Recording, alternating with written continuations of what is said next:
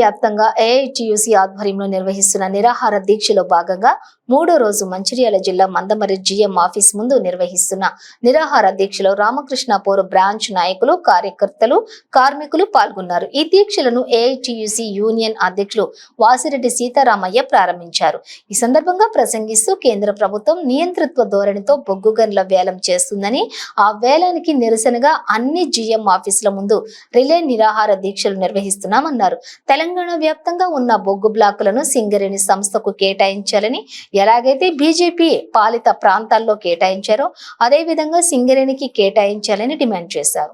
సింగరేణిలో గుర్తింపు సంఘంగా ఏర్పడి నాటి నుంచి సింగరేణి కార్మికుల సమస్యలపై దశల వారీగా పోరాటాలు చేస్తూనే ఉన్నామని తెలియజేశారు. 8వ తారీఖు రోజు కేంద్ర మంత్రి కిషన్ రెడ్డిని కలిసి తెలంగాణలో ఉన్న బొగ్గు బ్లాకులను ఎలాంటి షరతు లేకుండా సింగరేణి సంస్థలకే కేటాయించాలని వినతి పత్రం ఇవ్వటం జరిగిందని తెలిపారు. దానికి ఆయన కూడా సానుకూలంగా స్పందిస్తూ యూనియన్లను డిమాండ్ చేసిన విధంగా 9 బొగ్గు బావులను సింగరేణికి వచ్చే విధంగా ప్రయత్నిస్తానని హామీ ఇవ్వటం జరిగిందన్నారు. ఈ కార్యక్రమంలో central secretary Akbar Ali, branch సెక్రటరీలు సత్యనారాయణ, దగం మల్లేష్, ఉపాధ్యక్షులు ఉప్పకాయల లింగయ్య, సుదర్శన్, ఫిట్ సెక్రటరీలు Hariramakrishna, Ramakrishna Bhattu, mining staff incharge Rajeshwararao, pit committee సభ్యులు వెంకటేశ్వర రెడ్డి మొదలగు వారు పాల్గొన్నారు.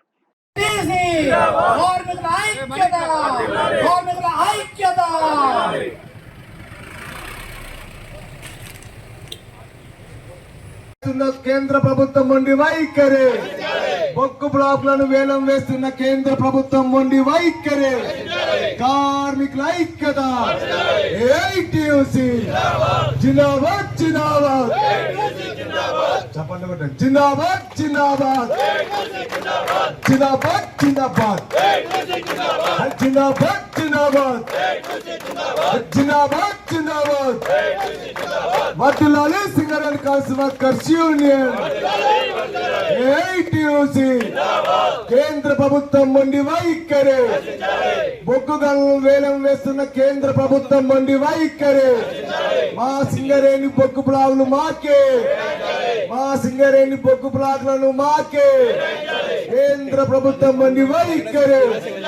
కారణం బొగ్గు గనుల సాధించడానికి పోరాడదాం, సింగరేణి బొగ్గు గనులు సాధించడానికి.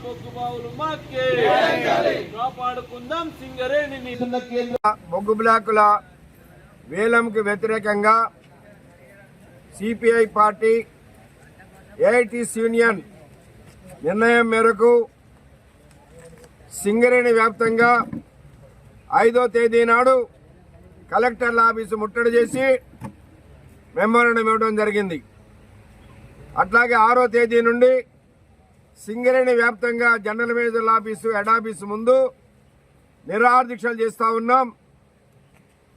అట్లాగే కేంద్ర బొగ్గు శాఖ మంత్రి కిషన్ రెడ్డి గారిని కూడా కలిసి సింగరేణికి బావులు కేటాయించండి, ఈ వేలం సిస్టమ్ సింగరేణికి రద్దు చేయండి అని చెప్పేసి అడిగాం.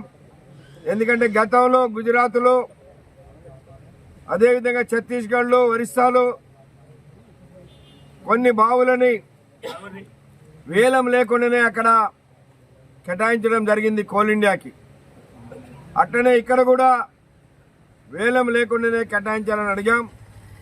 చట్ట పరిధిలో సహకరిస్తారని చెప్పేసి బొగ్గల శాఖ మంత్రి గారు చెప్పారు. మేము చెప్పాం, ఎల్లందులో కోయగూడెం కానీ, ఏదైతే శ్రావణ మన సత్తుపల్లి ఓసీ3 కానీ ప్రైవేట్ వాళ్ళకి ఇచ్చారు.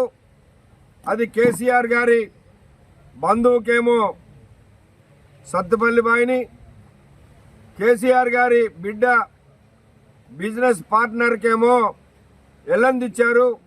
ఆ రెండు కూడా క్యాన్సిల్ చేయాలి. 3 సంవత్సరాలైనా వాళ్ళు ప్రారంభించలేదు, చట్ట విరుద్ధం అది అని చెప్పాం. దాన్ని కూడా చేస్తామని చెప్పారు.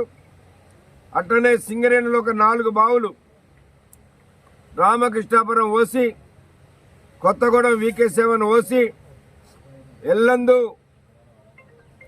JK ఓసి, అట్లనే Manuguru OC2 extension drip side, ఈ 4టికి త్వరగా పర్మిషన్స్ ఇస్తే అవి ఇంకా కొంత 10 సంవత్సరాలు నడుస్తాయని చెప్పాం. వాటికి కూడా ఇస్తామన్నారు.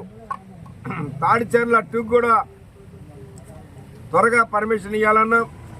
మొత్తం 9 బావులు ఈ 2-3 సంవత్సరాల కాలంలో సింగరేణిలో వచ్చే విధంగా పర్మిషన్స్ ఇప్పిస్తామని చెప్పారు. నైనీ బ్లాక్ 9 సంవత్సరాలుగా పెండింగ్ ఉన్నది.